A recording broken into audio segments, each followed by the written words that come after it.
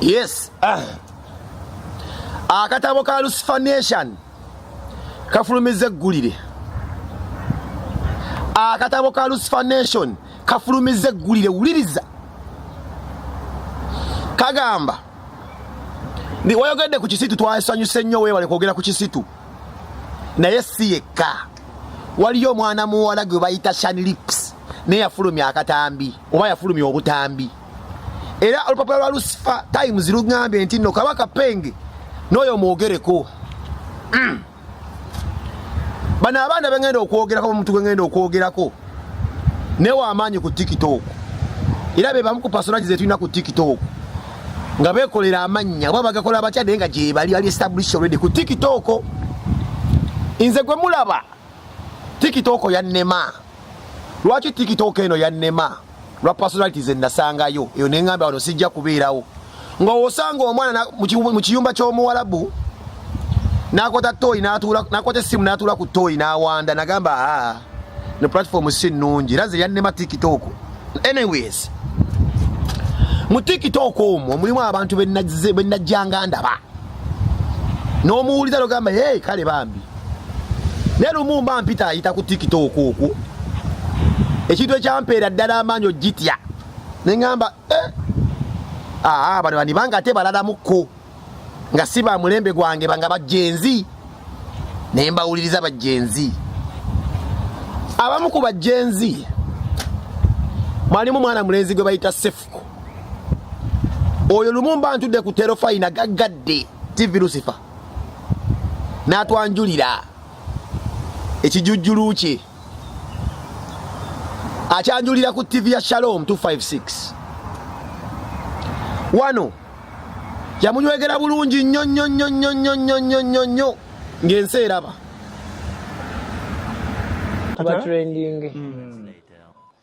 abafe bannange mukama waffe sijja kumala. A few moments later. Wawumula kapama. Lwaki owumula kapama? N'owumula kapama, n'owumula enfuli, n'owumula omusino, n'owumula effundi, n'owumula buli wamu. Olowooza wemba musajja ozeba ebintu tebifumita. Oli musiru, mukwano, weetereeze gy'ebyuma mu busolo, gy'ebyuma wansi, ate bituka ne bitonya amasira ne gampunyirira. Kazunza oluma n'oluvundu. All right. Ngenda kwogera ku mwana omulago bayita Sham Lips. Yafulumiza banya Sham Lips yafulumya obutambi bwafulumizibwa. N'ekijja kuba kya bulyaza amaanya obutongera mu linnya ddala. Linnya ki? Erinnya lyengenda okwongeramu lya mwana mwana bamuyita Fine Girl. Bombiri lyaba banaggwa no ku internet okwo naddala ku kibanyi kya TikTok nziramu. Sham Lips yafulumya obutambi kijja kuba kya bulyaza amaanya obutayongeramu linnya ddala erya Fine Girl. Nsooka n'omu Fine Girl ono yaani? Fine Girl ono muwala muddugavu era nsuubira oba onoonya omuwala ng'ali ordinary nga wa bulijjo taliimu nnyo kizigo onoonya jaste mukazi muddugavu ono ebigezo abiyita mu abasajja abali eyo nga mwagala nnyo abakyala abaddugavu. Fine Girl ebigezo abiyita ng'onoonya mukazi muddugavu gwali eyo kikyentegeeza muddugavu si mubi nnyo wadde mubi era omuwala ono ku TikTok kwe alina ennyambala gy'ayambala ng'erina ekigendererwa. Yajja alina obupale bwakuba mwegendereza obupale buno nja bubasomesa nja bawaayo omusomo gw'obupale buno oba bayita busikimpi oba bayita ebikoze ebitya naye obupale buno mwegereze bakyali bange mwena balaba vidiyo eno bw'olaba omwana ng'akubye akapale ako mu public naye ng'akolaga nti alyokke kiryokke oyo nkusaba mwesonyiwe. Obupale buno babusiba oba babwambale busiba enkoolimbo n'amyumyula omunazi ne gukola emmonde kireetera omusajja okumanya kyatwala bakyagenda okuba nga amuunya. Kikuleetera okuba obufaananyi biki ebiri munda mu lusaniya teweetaaga kumanya birungo bino ne bakwata oba musenyu bassayo paadi oba mubasseyo n'amawulire ga seminti ba making sure nti no ebezimbe ngekoze kya bayita nako wait ngeringa kisinziro kya gorora kati obupale buno babwambala nnyo ku TikTok obwafuuka omuji bwafuukira ddala common nti buli mukazi yenna ina kyayisaawo ayambala obupale buno ono ojja okumbuuliza nti nno fine galo malaaya oba nedda ku ndowooza yange n'ebigendo byabwolengere gye mbimanyimu ku TikTok oba ku mitimbagano enneetega gye beetegamu ngenda kugamba malaaya lwaki nkugamba nti malaaya yeke nnyini atunda kasolo mumpulirize abaana balina obwobuwala nga mwegomba abawala we bati ku internet mumpulirize atunda kasolo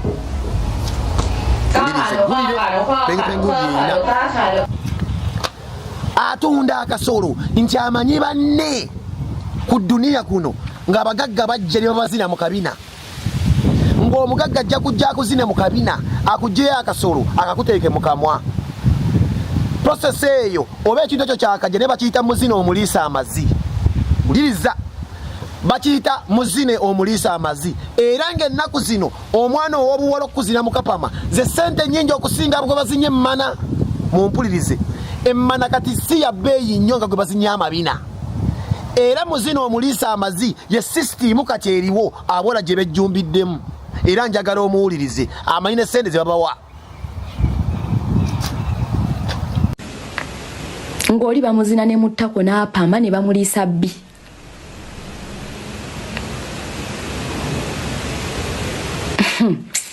ng'ayagala kakasa banne nti alina ssente wano waliwo abagagga abajja e Uganda nga specifically azeri amatako g'abaana bawala abaliisa amazi gaabwe abasasule nti $100 kwata $100 kwata naye nga bamuzinye nga bwapama bwalya actually anyway ebyo nja byogerako ku Mande awo mwana muwala fine galo akunyonyola kye bayita muzina omuliisa amazi system ne sente ze bakuwa agambye bakuwa kinene nnyo $100 okugeza ebya $1 abimanyi era ye mwana ow'obuwala ayinza okukola ekisagana kya ssente n'alaga bakazi banne nti yatereera ono fine galo ye muwala akwata ekisalimba kya $1 n'akiteeka ku intaneti asikirize bawala banne nti ye yamala era asobola n'okusomesa $1 entuufu n'enkyamu okugeza fine galo tambula ne pengi so mwasibye mutya ngamba mmwe abawala be baliira ku $1 ez'ebicupuli naddala payi sembera nkulage kati eno $1 basembereze bulungi balaga eno $1 entuufu efaanana bwe bati mugiraba olususu lwa $1 entuufu wano okwata ku kooti eba ekalabula eba eyisaako eba eba ng'ekusala ekyokubiri akati kagundi kaliwa kali olaba eno $1 entuufu wogifumita wano eyitamu akati k'amannyo kati mwabatambula ne paasi making sure otambula n'akati k'amannyo ino okebera $1 tebakuzinira obwereere mwana wa maama okirabye kati $1 enfuuza mweze babawa zizino balaba bulungi laba wano wona tewalina kiyitawo omuntu ya printinga n'apestinga opestinzi laba ono kasasiro omwereero zino ze sente vayo mbalengeze sente nze nga tonkwatiddemu sente entuufu ze zino tebaddamu balira ku sente ez'ebicupuli obalaze abaana balira ku $1 ez'ebicupuli zizino sente bwalaga akalimba ka $1 ezo kyasikiriza abaana abalala ku internet nkugambye mulimu abaana ab'obuwala mu beegendereze bapotrayinga obulamu obulungi just kusikiriza abantu balukuutinga mu kintu kati bwelaga $1 ezo waliwo omuwala yamuyingira mu inbox ng'agala kubeera mukwano gwe kati yono gwe munde yonandeese okwogerako obutambi bwe bwafulumye bamuyita Sham Lips. Sham Lips welaba fine galo nga laze $1 ezo mu motoka nebaga namugambira onyala kubeera mukwano gwe TikTok byakwekwana mu emikwano gya intaneti nga muyingiza ekintu naye ebiseera ebyo Sham Lips yalina olubuto basebo ne banyabo okumanya eno ensinzi bunnyo ate eno ensimbi olubuto lw'omwana ono Shani Lips lwe yayina nakateri amanyi kituufu omwana yali mu lubuto aliriddawa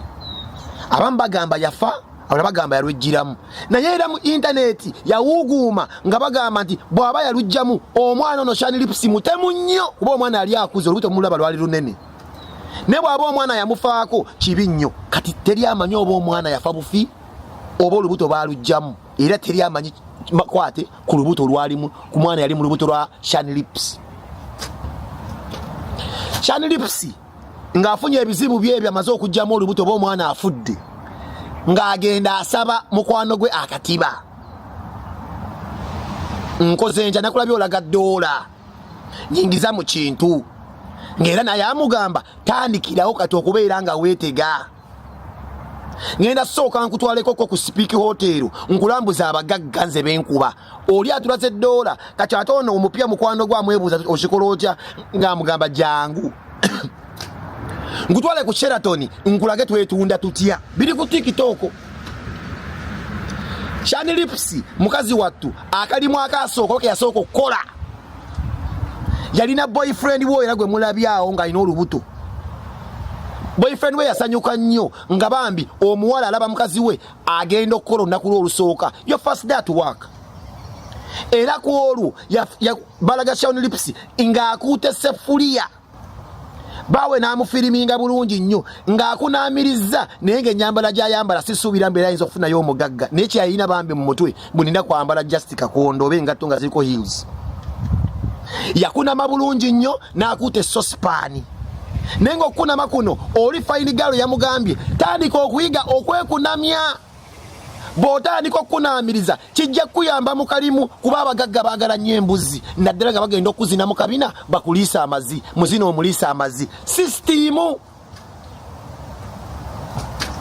era bwe yagenda n'amiitinga munne fine girl olwasooka fine girl yamugamba ozze oyambadde bubi olina okyusa mu nkuba tandika okukola nga challenges ku TikTok nga weetega era Shani Lips yatandika okukola challenges ku TikTok nga yeetega nga tanso naye okwambala obugoye buli nabagambye obugoye buli njabbawo omusomo nga atandise okwambala obugoye buli bwennyini challenges ateko zikola n'afuna abagozi bakasitoma subscribers n'afuna buli kimu jjukira alina elements 2 z'akozesa mweruyerumu ate alina ebimwa biringa amatako g'embizi birebera biti abantu bebasinga okwagala nti abawala babira n'ebyo ebimwa banoonye bamikira abagagga babyagala nnyo yatandika okuyiga okwetega neyeetega naye nga w'omanyi nti awo mukwetega era yatandikanga okubeera ng'azina abasajja afunye akalimu naye nga bamuzina nnyo alaba emmana etandise okuba nga egenda gw'olubege agambako munna abasajja bakulubula nnyo ne basasula kitono nnyo mpulire etandise okugwa olubege n'amugamba nti oba fine girl gwe bakasitoma be banakunakumu bwe naatambula mukko n'enjiya nsobola okubeera nga nfuna ku bagagga batakulusanya nnyo. Shani Lips yabonaabona nnyo nti ne babeera nga mulumbe ne bamukubira essimu ng'asitukawo mangu nti jangu balina okuzina abasajja bali mu hoteri bakulinzi era ng'asituka lukkolokkolo mulumbe omwo n'avaawo ne keesi n'agireka yavaawo ne kulumbe lwa ssengaawe nga bamuziika ng'afunye kasitoma olina oliisaawo emmana balina okukulukuunya era yavaawo n'agenda akole bino byamutama n'agamba kale kambere mukwano gwa fine girl nekanonya ku mikwano emirala gitoopu bwe yakola ku research nga omanyi abawala beegomba alina omwana gwe yasanga n'agamba njala awubire mukwano gwange. Shani Lips asangaani gwe nayogeddeko eggulo kisitu kirabo era Shani Lips yanoonya engeri gy'anoonya kisitu kirabo amuwe ku matalisi amuwe ku notisi ntunda ntya akasolo. Shani Lips oba kyamanyi Shani Lips yatambula n'agenda laba kirabo amuwe katiba era basisinkana n'amugamba ngenda kuyigiriza batunda batya akasolo in a diplomatic way oli gyakutwala fine girl bakulusanya Shani Lips ne bamuwa appointment ani agimuwa Kisitu kirabo nga mugamba lekera okwambala bikateni tolabanze bankola akabine taki chusa mu wardrobe kuba katimba nga nekwata oluwero olunenduka suka mu mazzi olusobola okuleetayo obuyamba Shani Lips nga awulira kote yalina ngoye Kisitu ngagamba nja kuwamu kuzesiyagala olabe bwonyuma mbusibya challenge kwambala buskimpi kudda okola challenge olabe bwonyuma basebo ne banyabo Shani Lips nga bamuwa ku ngoye Kisitu kirabo nga amuwa ku ngoye ze ya nyuma namugamba olaba woboteta olaba womema olaba boshanana olaba wokubya akatimba talika nokwambala empale z'omunanga okuba kubira ddala ziri nti okubira ddala enkoba ziri Shani Lips nga agenda upgradinga kati jukira alina emikwano ebiri alina fine galo gwe yatandika naye ekintu mu muzina amatako omulisa amazi business alina noono omugaggagagga kati oli gwe yatandika naye fine galo ng'ategeera nti Shani Lips afunyeyo kaliba munnange ng'oli anooma mu business y'okutunda akasolo abasajja bamwe bonna baba bamanyi mikwano gyo gyonna nga fine galo agenda azina omusajja wa Shani Lips abamu ku bakasitoma baabwe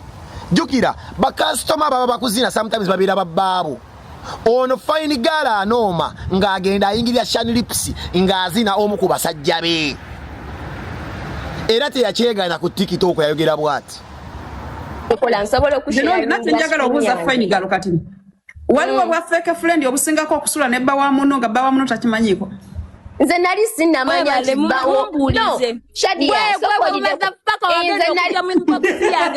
wayogera n'erinnya lyange n'oŋŋamba Shani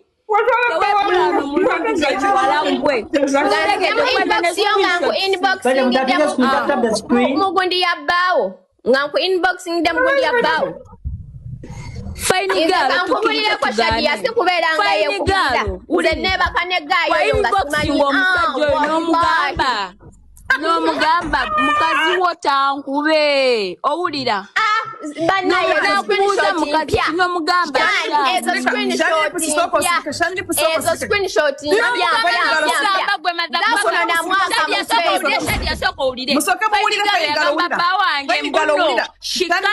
omusajja fine galo yamulya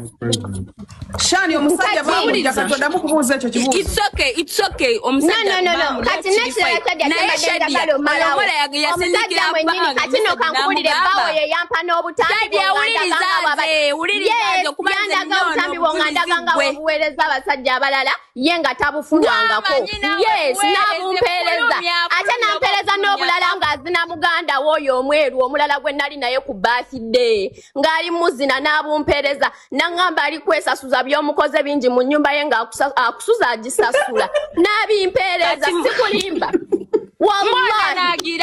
nagira kikinga eddoboozi likankana no tewali kyenkankana eddoboozi nga likankana yogera ekigambo kifulume that's why my voice is shaking. I'm competing with the voice nampeereza ng'ali zino oyo mukwano gw'alina tatu ya playboy oyo muganda wo naŋŋamba mpuno mbite n'ebibyombite ne mugamba kankwereze enamba y'omuntu ne muweereze ennamba wallahi kati omaze okwogera siddamu kukakasa era lekera oyo mujjeeko nze njogere alinda kwakubulire oyo Shani Lips wabakaaba akungula kati awo obutambi bufulumye mukwano gwa butadde abutadde bwenjagala njogereko obutambi buno mbwogerako ki Shani Lips njagala ompulirize sirabangayo muntu asibira munne ettako ne bamukuba embuzi ng'asibye jasi nnyuma anyunyudde ennyunyuule tavaamu yadde saawuni abalabye akatambi ka Shani Lips temwabaddemu yadde na saawundi yonna eraga nti nno bali mu kikolwa yasirisenga agenda okubba amagi g'enkwale n'ateekawo buteesi bwati kugamba mujjemba buli waliwo ekintu abamalaya kye balina kye mwerabira omuntu awangala nnyo mu kalimu ke yeerabira nti newaligwa mu mukwano alisigalamuko embeera wa karakita kugamba yabiri bye yalinga akola nga ali ku kkubo kuba malaya tasikina aba akwebaza ki kati ebbanga lyali yamala shani lipsi nga tasikina bwe yafuna ka boyfriend akamukube kano obutambi okufuluma yasibye busibi just kabina kabaddeko ttatu nakalabye n'asiba nga alinga asibye enkokoto nga musirifu mutya kyokka eno bamuzina eno emikono agitadde wansi afayiringa njala neŋŋamba mukama katonda wa Isirayiri n'abaana sitole ki eno no yefunyuggula omusajja ali mu kupiipa eno shani lips ali mu kufayiringa njala ebizze ebyafulumyeyo saabitegedde nabyo saabitegedde kuba bagenze babiyiwa wano bannange sitategeera abakazi saabitegedde ebizze ebi nebyakawboyi saabitegedde byabadde nga ebinyiranyira enfuli zabadde nga makoloni nga zidde nga bulabbabbaani nga ziringa ogamba zigenda kutuka osinga otambula zigenda kutuka bukutu singa kalabbabbaani zigwe wali zabadde nga amaggo amata amaggo nagalabyeko oli muvuubiisi kwabaddeko ettama naye sirabanga muwala gwe bapiipa ng'asirisa afayiringa njala wano nno nkuba omulanga gavumenti muveeyo mukwate abaana bano abato obutambi gwe weebuuze lwaki shani lips mukwano gwa kisitu bonna obutambi buvuddeyo mu wiiki emu nkikulekedde bonna obutambi bwaye buvuddeyo mu wiiki emu poliisi mutuya